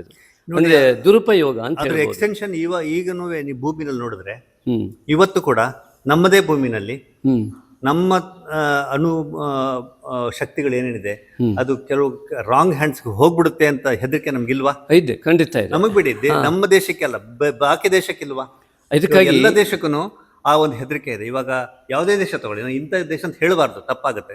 ಅದೇ ನನಗೆ ಈ ನಿಟ್ಟಿನಲ್ಲಿ ಶಿಕ್ಷಣದ ವ್ಯವಸ್ಥೆಯಲ್ಲಿ ಸಂಸ್ಕಾರ ಕೊಡುವಂತಹ ಮೂಲ ಸನಾತನ ಧರ್ಮದ ಶಿಕ್ಷಣ ಇದ್ದಲ್ಲಿ ಈ ಹೆದರಿಕೆ ಇರಲಿಲ್ಲ. ಅದು ಇವತ್ತು ಆ ಶಿಕ್ಷಣದ ಕೊರತೆ ಆಗಿದ್ದರಿಂದ ಎಲ್ಲ ಕಡೆ ಅದೊಂದೇ ಹೆದರಿಕೆ ಉಂಟು. ಇದರಲ್ಲಿ ಏನಂತ ಹೇಳಿದ್ರೆ, ಈಗ ಧರ್ಮ ಅನ್ನೋದಿದೆ ನೋಡಿ, ಆ ಧರ್ಮನ ನಾವು ಸರಿಯಾಗಿ ಅರ್ಥ ಮಾಡ್ಕೊಳ್ಳಿಲ್ಲ. ಅದೇ ನಮ್ಮಲ್ಲಿ ಬಂದಿದ್ದು ಒಂದು ದೊಡ್ಡ ಕೊರತೆ. ಹೌದು, ಧರ್ಮ ಅಂದ್ರೆ ಮಾನವೀಯ ಧರ್ಮ ಇದೆ, ಎಲ್ಲರಿಗೂ ಸಂಬಂಧಪಟ್ಟ ಧರ್ಮ ಅಂದ್ರೆ ಏನಂತ ಹೇಳಿದ್ರೆ, ಇದರಲ್ಲಿ ಈಗ ಏನಾಯ್ತು ಅಂತ ಹೇಳಿದ್ರೆ ಟ್ರಾನ್ಸ್ಲೇಷನ್ ಆಯ್ತು. ಈಗ ನಮ್ಮಲ್ಲಿ ಧರ್ಮ ಅರ್ಥ ಕಾಮ ಮೋಕ್ಷ ಅಂತ ನಾವು ಮಾಡಿದ್ವಿ ನೋಡಿ, ಅದನ್ನ ಇಂಗ್ಲಿಷ್ ನಲ್ಲಿ ಟ್ರಾನ್ಸ್ಲೇಷನ್ ಮಾಡಕ್ ಹೋದ್ರು, ರಿಲಿಜಿಯನ್ ಅಂತ ಟ್ರಾನ್ಸ್ಲೇಟ್. ಇವಾಗ ಎಲ್ಲ ಮಿಕ್ಸಪ್ ಆಗ್ಬಿಟ್ಟಿದೆ. ಇವಾಗ ಕೆಲವರು ಹಿಂದೂದ ಇವಾಗ ಏನ್ ಹೇಳ್ತಾರೆ ನೋಡಿ, ಗೌಡ್ ಯಾವ ಜಾತಿನೂ ಕೂಡ ಧರ್ಮ ಅಂತ ಹೇಳ್ತಾರೆ. ಆಮೇಲೆ ಯಾವ್ದಾರ ಒಂದು ನಡತೆ ಕೂಡ ಧರ್ಮ ಅಂತ ಹೇಳ್ತಾರೆ, ಒಂದು ಸಂಸ್ಕಾರನೂ ಕೂಡ ಧರ್ಮ ಹೇಳ್ತಾರೆ. ಅದಲ್ಲ, ಎಲ್ಲದಕ್ಕೂ ಡೆಫಿನೇಷನ್ ಕರೆಕ್ಟ್ ಆಗಿ ಇತ್ತು ನಮ್ಮ ಹತ್ರ. ಹೌದು, ಆ ಟ್ರಾನ್ಸ್ಲೇಷನ್ ಧರ್ಮ ಅಂತ ಹೇಳಿದಾಗ ಬಹಳ ಕ್ಲಿಯರ್ ಆಗಿ ಡಿಫೈನ್ ಮಾಡ್ಬೇಕಾಗುತ್ತೆ. ಈ ಧರ್ಮ ಅಂದ್ರೆ ಏನು? ಇವಾಗ ನೀರಿಗೆ ಧರ್ಮ ಏನು? ನೀರಿನ ಧರ್ಮ ಇಟ್ಸ್ ಲಿಕ್ವಿಡ್, ಈಗ ಕುಡಿಬಹುದು. ಗಾಳಿಯ ಧರ್ಮ, ಗಾಳಿ ಕುಡಿಯೋಕ್ಕಾಗತ್ತಾ ನೀವು? ನೀರನ್ನೇ ಕುಡಿಬೇಕು. ಬೆಂಕಿ ಸುಡಬೇಕು, ಅದು ಧರ್ಮ. ಅದು ಹೌದು, ಪಂಚಭೂತ ಧರ್ಮ, ಅವುಗಳ ಧರ್ಮ.